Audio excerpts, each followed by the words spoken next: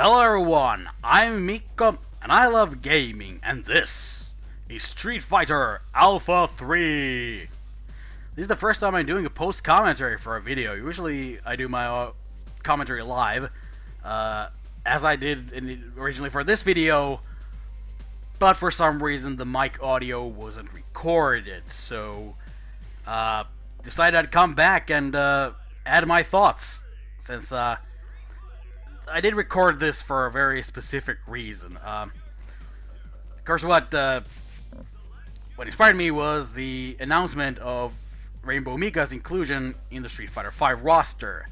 And the first time I played this game for the channel, I played our Mika. So I'm sort of trying to use my YouTube mojo to get the other character that I really wanted to see return from Street Fighter Alpha 3. Which is Karin Kanzuki. Now, for those who don't know Karin, she was introduced as a rival character to Sakura, as is fairly obvious from her visual design. Her clothing very much reflecting Sakura's, except with her own little touches here and there. And of course her more unique style, but I'll get to that in a bit. Actually, the very first appearance of Karin was in a manga called Gambare Sakura, which was published after Sakura's introduction in Street Fighter Alpha 2. And because of this, there's kind of an awkward copyright situation with her, since she wasn't created by a member of Capcom's crew. She was created by the mangaka who created the Gambare Sakura manga.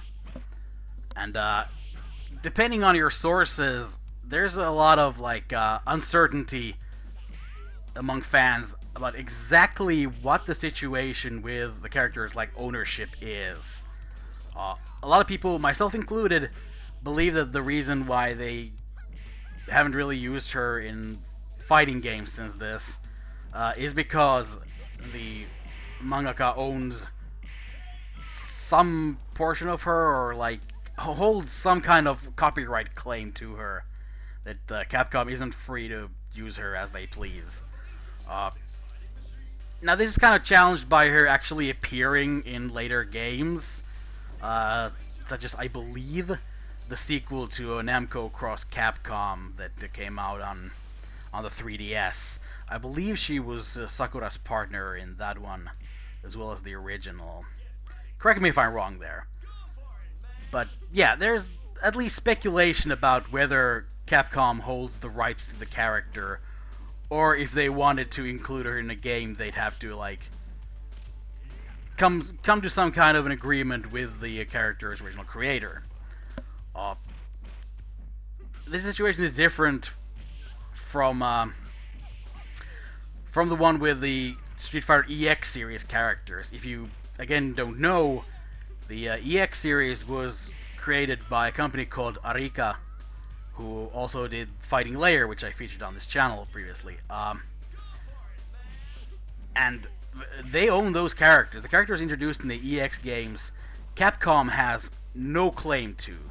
If Arika wanted to sell those characters to another company, then they could absolutely do that, and Capcom really couldn't do anything about it.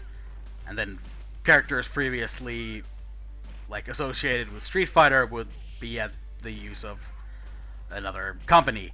But yeah, the only way that those characters would appear in a Street Fighter game is basically, again, if Capcom was able to come to some sort of agreement with Rika, or just straight up bought the rights, which is pretty unlikely to happen considering their financial situation, as it's been reported for quite a while now, and the very fact that they partnered up with Sony to get Street Fighter V produced in the first place kind of proves that they need the moolah. So kind of unlikely that they'd be investing in Skullomania or Volcano Rosso or whatever.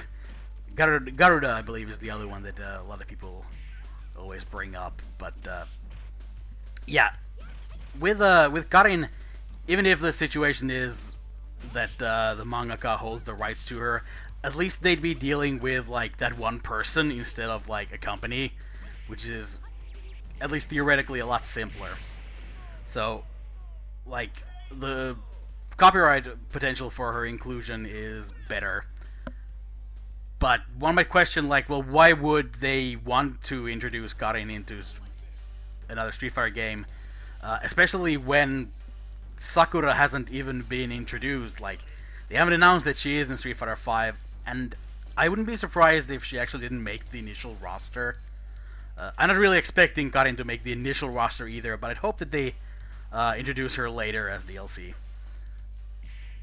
But yeah, so why would we want this character in the game? Like, what does she offer? And considering that Karin has been really highly ranked in like popularity polls for quite a while now, she clearly has a fandom. So why would people want her in? Well, again, as like a character, I wouldn't say exactly one note, but like it's pretty clear, like rival character for Sakura. Well, do we need that? Not necessarily, but I think Karin has potential for more than that. I think her character has more depth to where she doesn't absolutely need Sakura in, though I would think that the rival scene would still be there, but like that wouldn't necessarily have to be the focus of her storyline in a new game.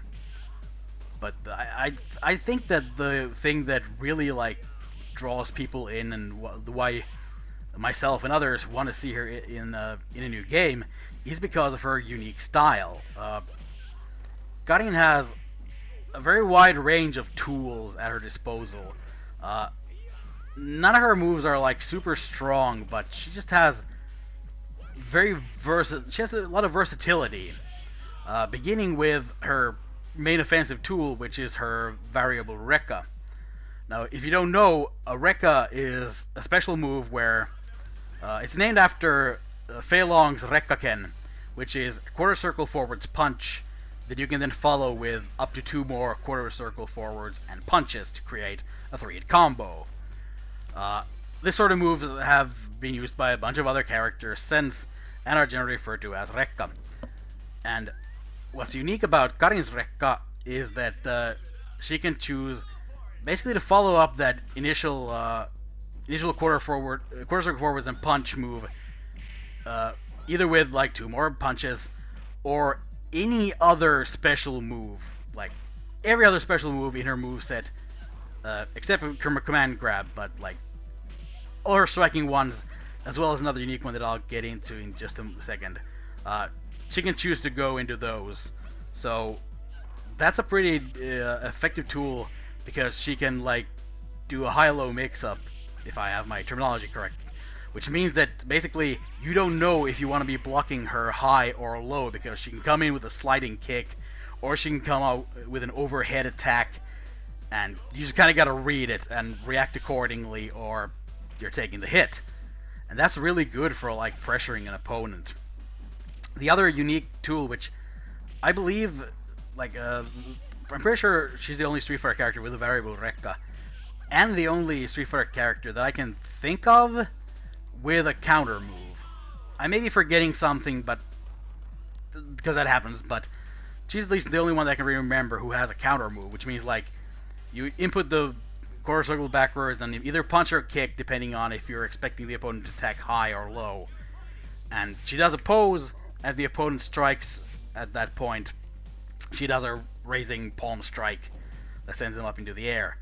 The closest thing that I can think of is in Super Street Fighter 4, where Fei Long and Cammy have like counter ultras as their secondaries. But like that's a pretty different thing, because like now we're talking about your revenge bar.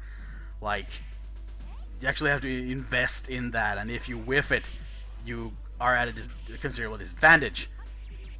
With Karin, like the only problem is that she leaves herself open if she does the wrong counter or the opponent sees it coming and just walks in and grabs it or whatever. But yeah, that's... And like I mentioned earlier, she can combo her Rekka into that. So if your opponent thinks, oh, they whiffed part of that combo, I can punish them here, and then she goes into her counter, they're boned. So again, like, there is like a lot of potential for mind games playing her. Now, this also makes her a very technical character, because like I mentioned earlier, none of her moves are super strong. You can't just like power your way to victory. So, for someone like me, who is terrible at reading opponents, and generally speaking doesn't play super smart, she's not actually a super effective character. But she's still super interesting, and I'd absolutely love to see how a really good player could use her. Other tools she has, aerial grab, which is the armbar takedown you'll be seeing during this video. She has a command grab, which isn't particularly cool, and I didn't manage to do it at any point, but it's still there. It's still like another tool in her toolbox. Very much the only things that are missing, like she doesn't have a projectile, which is fine. I really don't feel that every character should have one. But she also doesn't really have like a super good tool for getting in on a character. She has this like leaping overhead attack, but I'm not sure if that actually has any like projectile invulnerability. Maybe right at the apex of the jump, but I really am not sure about that. So yeah, basically the challenge is getting in, but once you're there, you can really apply a lot of pressure and really make your like opponent strain to read what you're doing and guess correctly and be able to get distance on you or whatever, or counter you. So Karin is a very mechanically unique character, and although there's some thematic uniqueness there, I'm pretty sure Karin is the first Street Fighter character who like has practiced a like variety of martial arts and combines them into a style. So essentially she's the original mixed martial artist. Abel kind of does a take on more modern MMA with like wrestling style grappling mixed with strikes and whatnot, but Karin was essentially the original character that I can't remember. It's super overdone, like how many Don's worth of black belts she has, but but that's part of her character's charm, is that like she's basically obsessed with superiority. That's her family motto, is something like win at everything. So like there's no room for coming in second. That's basically her original story arc, is that at some point she fought Sakura and lost, and now she has to get back at her because that's her family credo. That's the way she lives. I think there's good potential there for going into slightly different stories that don't really need to feature Sakura. I'd think that if they do introduce both characters, yeah, they'd have a rival fight. But I don't think Karin like has to have that as the core of her story. I think there's a lot more to her that can be explored, and I'd really like to see that. I'd like to see what the Capcom writers can do with her. Also, I'm really hoping that the Capcom writers in general do more with characters in Street Fighter V. You know, flesh them out more. Don't just have an opening and an ending. Do a little something more, please. You don't have to go like full Arc System Works, who include a ridiculous amount of story in their games, which is awesome, but like, yeah, it can get a bit much. But, you know, give us something, Capcom, please, and I'd really love to see Karin in Street Fighter V. It would be super interesting to see how they would update her and what they might do. Man, I'm blazing through the stuff I have to say a lot faster now that I don't get stopped by the game distracting me. Heck, my hands are free, so I can even take a sip of my tasty, refreshing Monster Rehab. This video is brought to you by nobody but me. I would not mind a sponsorship, but not with this viewership. Sorry guys, we're not that big yet. But yeah, hopefully, even though I didn't manage to get as far into the game as I did with Karin, so we'll see if my mojo is powerful enough to get us Karin in Street Fighter V, but I really like that. I really think she would be an awesome addition to the roster. But only time will tell how that works out. If you watched both the original version and this one with commentary, thank you extra much. I appreciate it. But for now, that's all. This was Mikko Gaming. Until next time, take care.